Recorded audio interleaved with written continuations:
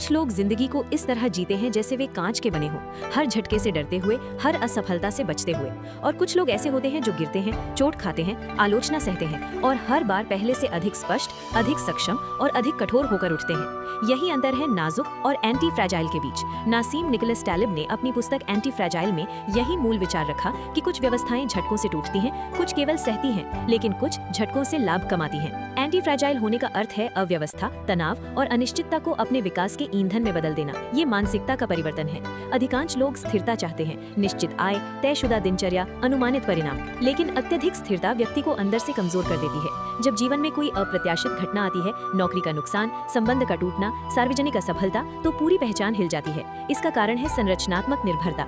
जब आपकी पूरी पहचान एक ही आधार पर टिकी हो तो एक झटका पूरे ढांचे को गिरा देता है। प्रकृति को देखिए, हड्डियां दबाव से घनी होती हैं, मांसपेशियां सूक्ष्म क्षति से मजबूत होती हैं, प्रतिरक्षा प्रणाली छोटे संक्रमणों से प्रशिक्षित होती है।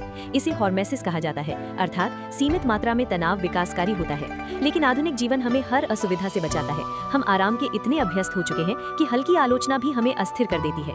आराम की लत धीरे धीरे व्यक्ति को मानसिक रूप से नाजुक बना देती है। एंटी फ्रैजाइल व्यक्ति जोखिम से भागता नहीं बल्कि उसे संरचित करता है। वो छोटे छोटे नियंत्रित जोखिम लेता है। यदि आप किसी कौशल में नए हैं तो जानबूझकर सार्वजनिक रूप से अभ्यास करें।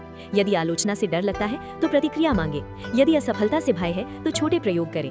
10 प्रयोगों में आंख असफल हो सकते हैं, लेकिन 2 सफल प्रयास आपकी दिशा बदल सकते हैं। ये असममित लाभ की संरचना है, जहां संभावित लाभ संभावित हानि से अधिक बड़ा होता है। एंटी फ्रैजाइल बनने का एक महत्वपूर्ण सिद्धांत है हटाने की शक्ति। सुधार हमेशा जोड़ने से नहीं आता, कभी कभी अनावश्यक चीजें हटाने से आता है। हानिकारक आदतें, विषाक्त संबंध, अनावश्यक प्रतिबद्धताएं। जब आप घटाते हैं तो स्पष्टता आती है। स्पष्टता निर्णय को सशक्त बनाती है। मानसिक स्तर पर भी यही लागू होता है। आलोचना को व्यक्तिगत अपमान समझना नाजुकता है, उसे सूचना के रूप में लेना शक्ति है। असफलता को पहचान का प्रमाण मानना कमजोरी है, उसे डेटा मानना विकास है। एंटी फ्रैजाइल व्यक्ति अपने अहंकार को कठोर नहीं, लचीला रखता है। लचीलापन कमजोरी नहीं, अनुकूलन की क्षमता है। आर्थिक और व्यावसायिक जीवन में भी यही सिद्धांत लागू होता है। एक ही आय स्रोत पर निर्भर रहना जोखिमपूर्ण है। विविध कौशल, विविध आय, विविध नेटवर्क, ये सब संरचनात्मक मजबूती देते हैं। इसे अतिरिक्त क्षमता कहा जाता है। ये ऊपर से अनावश्यक लग सकती है, पर संकट में यही सुरक्षा कवच बनती है। अंततः एंटी फ्रैजाइल होना साहस का प्रदर्शन नहीं बल्कि बुद्धिमत्ता का अभ्यास है।